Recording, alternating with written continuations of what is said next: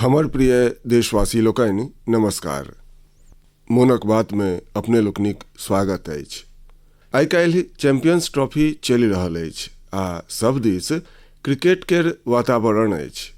Cricket में सेंचुरीक रोमांच की होइ छै ई तऽ हम सब नीक जकाँ जनै छी, मुदा आइ हम अहाँ सबसँ क्रिकेट नहीं अपितु भारत स्पेस में जे सनगर सेंचुरी बनेलक अछि ओकर बात करऽ वाला छी। पिछला मास देश इसरो केर सायम रॉकेटक लॉन्चिंग केर साक्षी बनल अछि। ई मात्र एकटा नंबर नहीं अछि अपितु एहिसँ स्पेस साइंस में नित नव उच्चता के छुबाक हमरा लोकनिक संकल्पक सेहो जनतब होइत अछि। हमरा लोकनिक स्पेस जर्नी केर आरंभ बहुते सामान्य ढंग सँ भेल अछि। एहिमे डेग डेग पर चुनौती सब छल, मुदा हमरा सभक वैज्ञानिक विजय प्राप्त करैत आगू बढ़िते गेला। समयक संग अंतरिक्षक एहि उड़ान में हमरा लोकनिक सफलताक लिस्ट बड़ नम्मा होइत चलि गेल। लॉन्च व्हीकल के निर्माण होय, चंद्रयानक सफलता होय, मंगलयान होय, आदित्य L1 वा फिर एक्के रॉकेट सँ एक्के बेर में 104 सैटेलाइट्स के स्पेस में पठेबाक अभूतपूर्व मिशन होय। इसरो केर सफलताक परिधि बड़ व्यापक रहल अछि। बीतल 10 बरखे में लगभग 460 सैटेलाइट्स लॉन्च कैल गेल अछि आ एहि में दोसर देश सभक सेहो बहुत रास सैटेलाइट्स सम्मिलित अछि। हेमन केर बरख सभक एकटा पैघ बात इहो रहल जे स्पेस साइंटिस्ट केर हमरा लोकनिक टीम में नारी शक्तिक सहभागिता सेहो अनवरत बढ़ि रहल अछि। हमरा ई देख कऽ सेहो बड़ प्रसन्नता होइत अछि जे आइ स्पेस सेक्टर हमरा सभक युवा लोकनि लेल बड़ फेवरेट बनि गेल अछि। किछु बरख पहिने धरि के सोचने हैत जे एहि क्षेत्र में स्टार्टअप आ प्राइवेट सेक्टर केर स्पेस कंपनी सभक संख्या सैकड़ों में भऽ जायत। हमरा सभक जे युवा जीवन में किछु थ्रिलिंग आ एक्साइटिंग करऽ चाहै छथि हुनका लेल स्पेस सेक्टर एकटा उत्तम ऑप्शन बनि रहल अछि। संगी लोकनि, आबऽ वाला किछुए दिन में हमरा लोकनि नेशनल साइंस डे मनाबऽ जा रहल छी। हमरा सभक नेना भुटकाक युवा लोकनिक साइंस में इंटरेस्ट आ पैशन हैब बड़ माने रखैत अछि। एकरा लऽ कऽ हमरा लग एकटा आइडिया अछि जकरा अहाँ वन डे एज ए साइंटिस्ट कहि सकै छी। अर्थात अहाँ अपन एक दिन एकटा साइंटिस्टक रूप में, एकटा वैज्ञानिकक रूप में बिता कऽ देखी।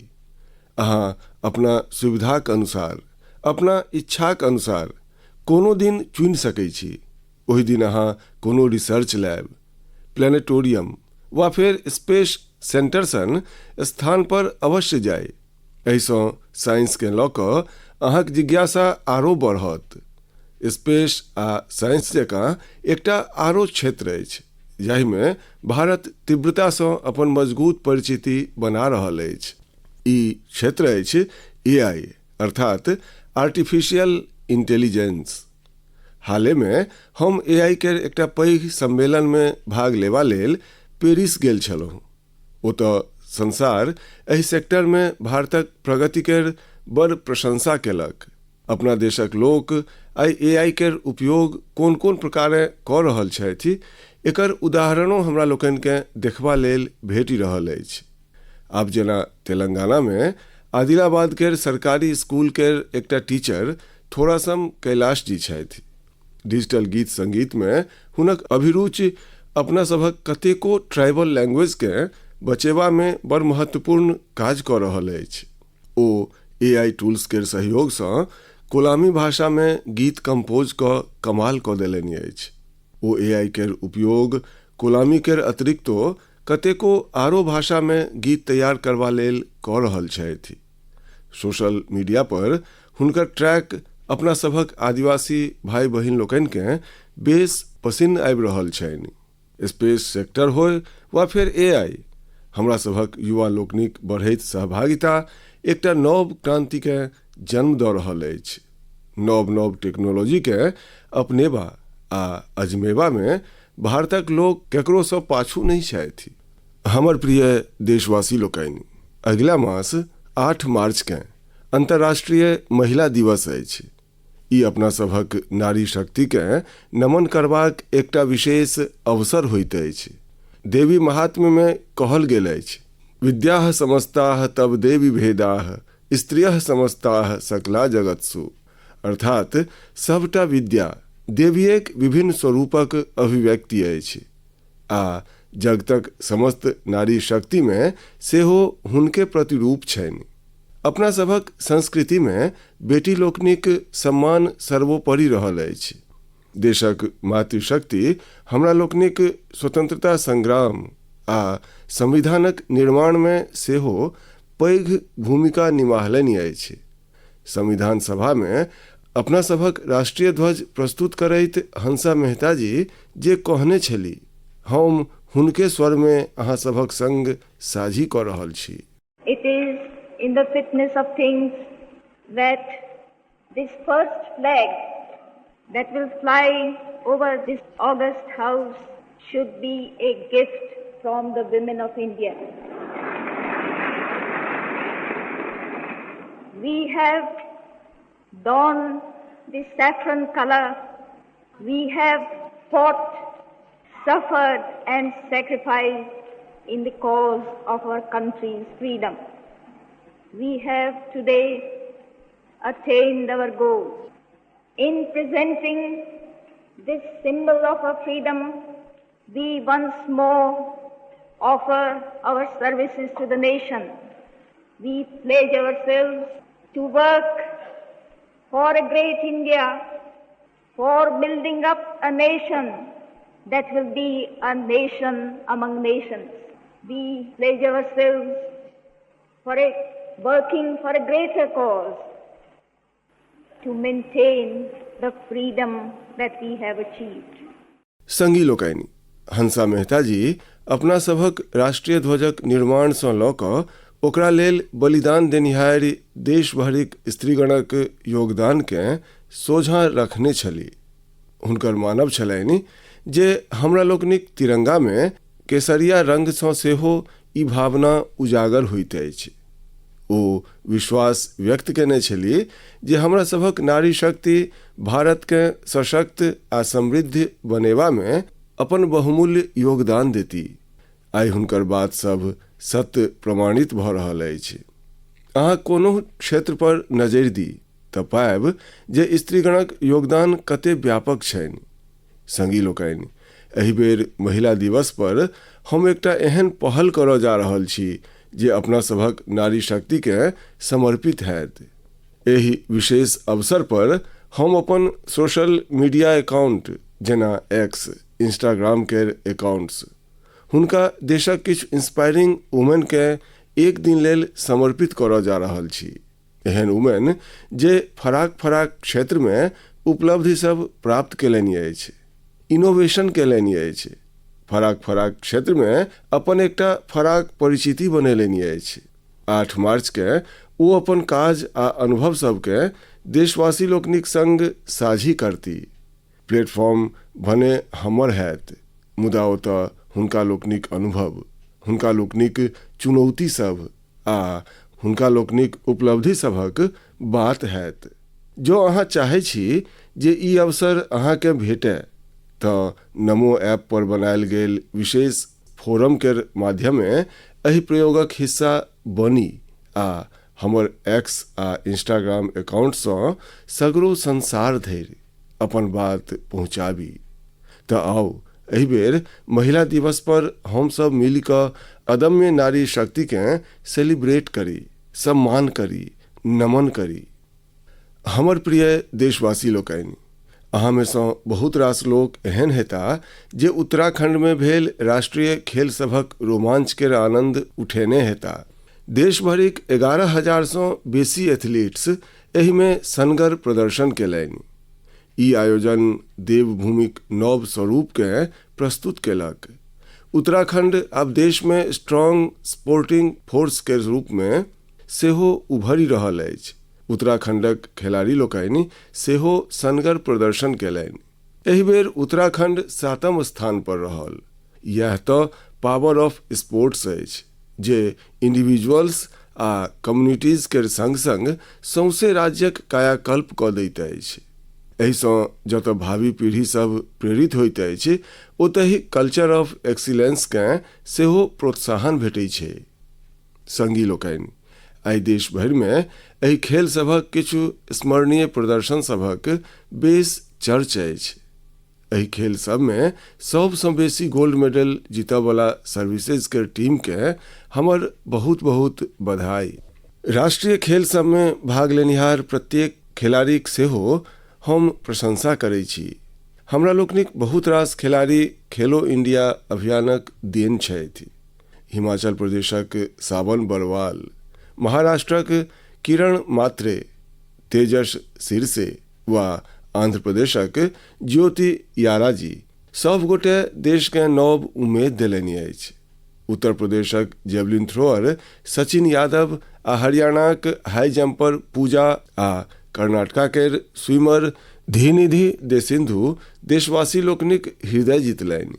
ई 3 नव राष्ट्रीय रिकॉर्ड बना कऽ सबके चौंका देलनि। एहि बेरक राष्ट्रीय खेल सबमे टीनेज चैंपियंस हुनकर नंबर चकित करयवला अछि। 15 वर्षक शूटर गेविन एंटनी, यूपी केर हैमर थ्रो खिलाड़ी 16 वर्षक अनुष्का यादव, मध्य प्रदेशक 19 वर्षक पोल वाल्टर देव कुमार मीणा ई प्रमाणित केलनि जे भारतक स्पोर्टिंग फ्यूचर बड़ प्रतिभावान पीढ़ीक हाथ में अछि। उत्तराखंड में भेल नेशनल गेम्स इहो देखेलक जे कखनो हार नहीं माननिहार जीते अवश्य छथि। कम्फर्टक संग केओ चैंपियन नहीं बनै छै। हमरा प्रसन्नता अछि हमरा सभक युवा एथलीट लोकनिक डिटर्मिनेशन आ डिसिप्लिन के संग भारत आई ग्लोबल स्पोर्टिंग पावर हाउस बनबा दिस तीव्रता सँ आगाँ बढ़ि रहल अछि। हमर प्रिय देशवासी लोकनि, देहरादून में नेशनल गेम्स के ओपनिंग के क्रम में हम एकटा बहुते महत्वपूर्ण विषय उठेलहुँ अछि जे देश में एकटा नव चर्चक आरंभ केलक अछि। ई विषय अछि ओबेसिटी अर्थात थुलथुलपन। एकटा फिट आ हेल्दी नेशन बनबा लेल ओबेसिटी के समस्या से छुटकारा पेबाके हैत।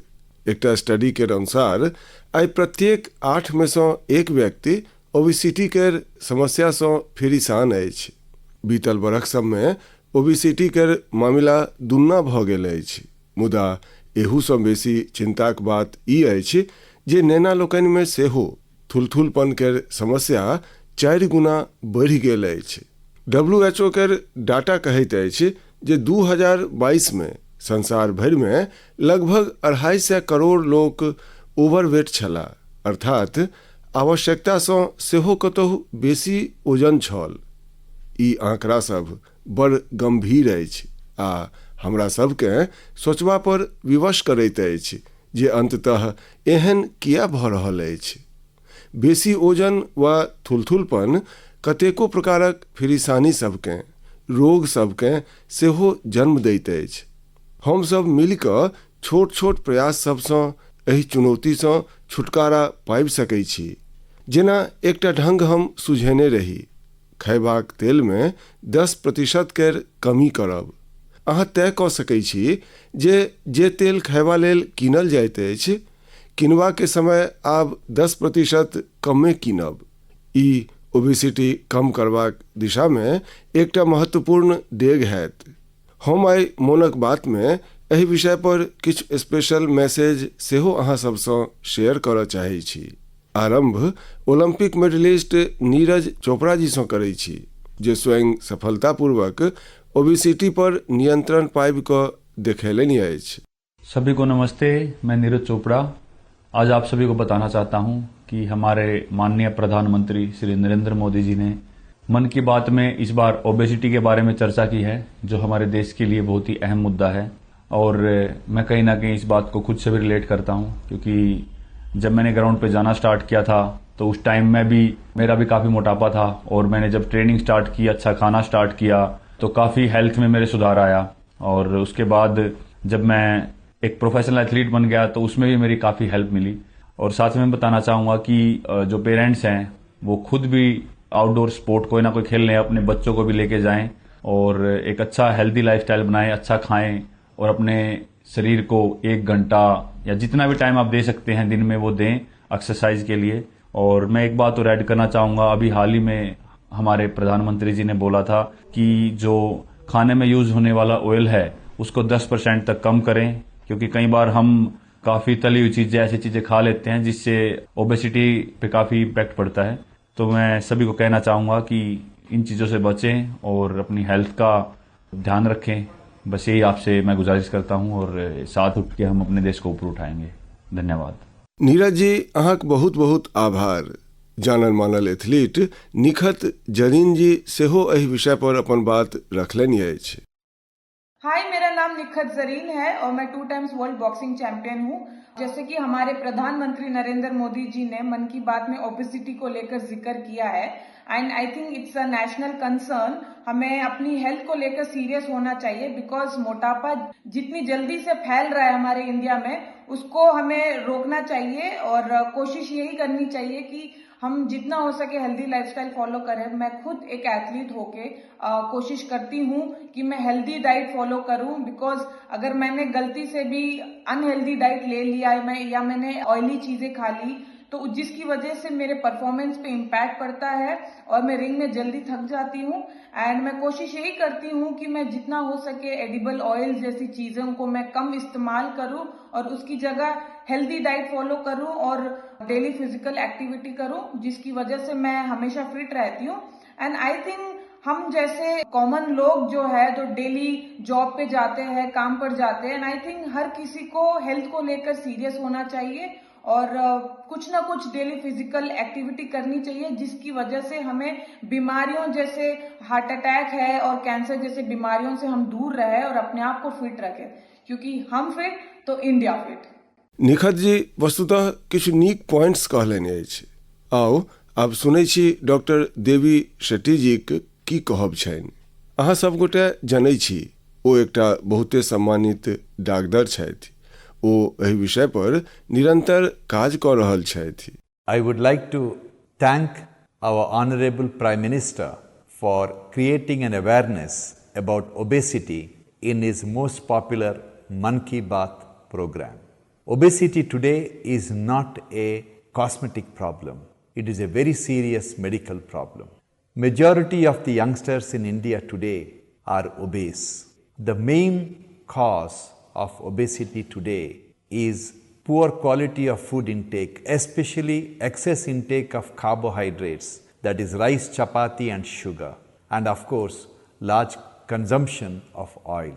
Obesity leads to major medical problems like heart disease, high blood pressure, fatty liver and many other complications. So my advice to all the youngsters, start exercising, control your diet and be very, very active and watch your weight.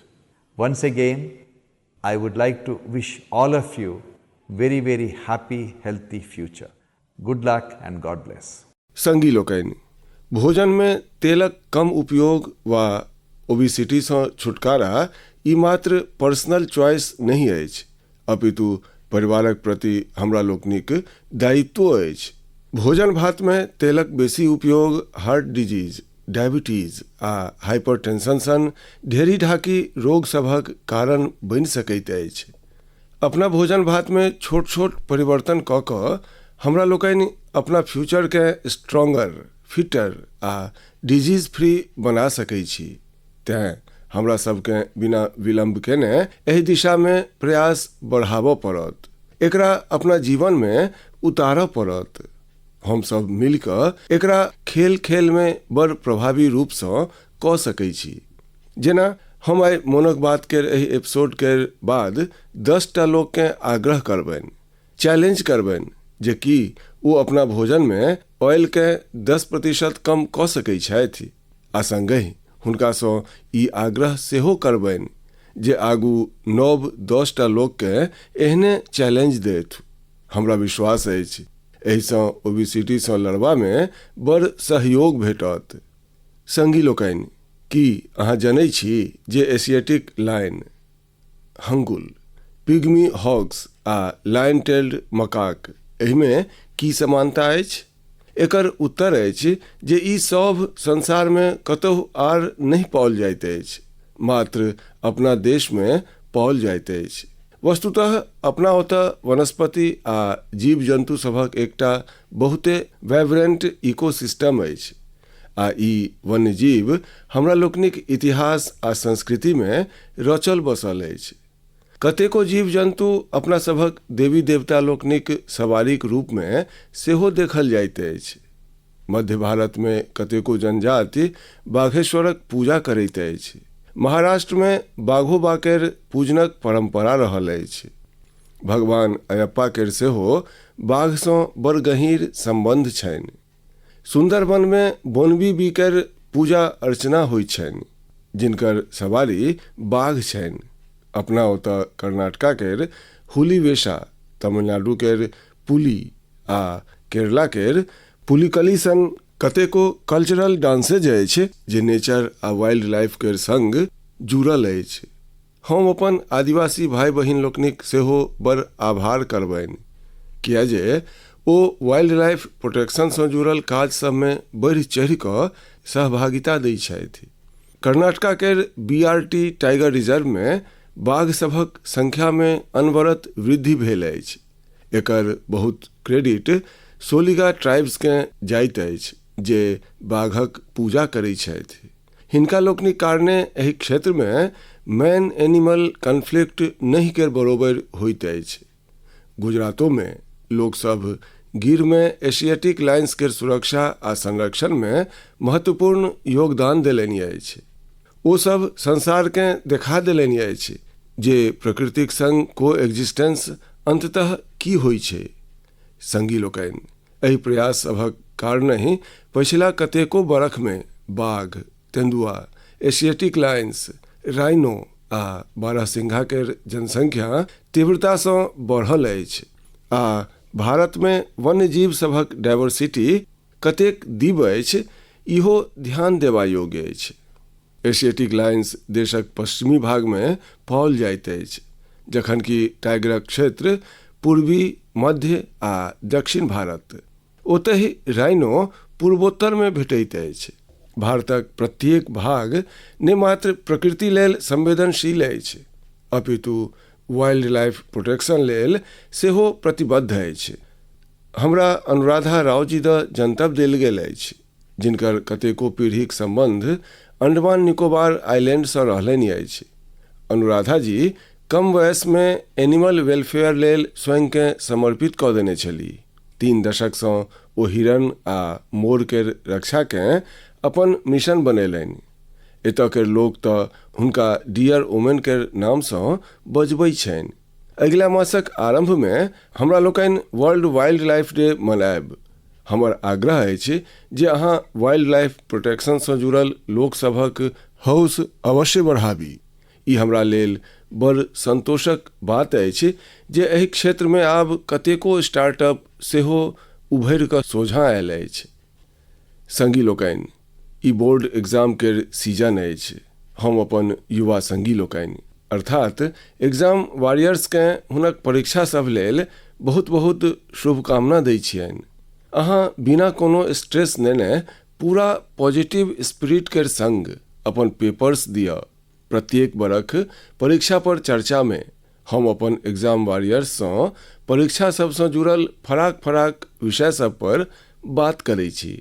हमरा प्रसन्नता अछि जे आब ई कार्यक्रम एकटा संस्थागत रूप लैत जा रहल अछि, इंस्टीट्यूशनलाइज भऽ रहल अछि। एहि में नव नव एक्सपर्ट्स सेहो जुड़ैत चलि जा रहल छथि। एहि बरख हम सब एकटा नव फॉर्मेट में परीक्षा पर चर्चा करबाक प्रयास केलहुँ।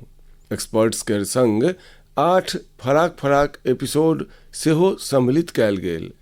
हमरा लोकनि ओवरऑल एग्जाम सँ लऽ कऽ हेल्थ केयर आ मेंटल हेल्थ केर संग भोजन भात सन विषय सबके सेहो कवर केलहुँ। ओतहि पछिला टॉपर्स सेहो अपन विचार आ अनुभव सभक संग शेयर केलनि। बहुत रास युवा लोकनि हुनकर पेरेंट्स आ टीचर्स एहि दो हमरा पत्र लिखलनि अछि। ओ कहलनि अछि जे ई फॉर्मेट हुनका बहुते नीक लगलनि अछि, किया जे एहिमे प्रत्येक विषय पर विस्तार सँ चर्च कयल गेल। इंस्टाग्राम पर सेहो हमरा सभक युवा संगी लोकनि एहि एपिसोडकेँ पैघ संख्यामे देखलनि अछि। अहाँ सभमे सँ बहुत रास लोककेँ एहि कार्यक्रमक आयोजन दिल्लीक सुन्दर नर्सरीमे कयल जायब इहो बड़ पसिन्न अयलनि। हमरा लोकनिक जे युवा संगी परीक्षा पर चर्चाक एहि सब एपिसोडकेँ एखन धरि नहीं देख सकला अछि, ओ एकरा सबकेँ अवश्य देखी।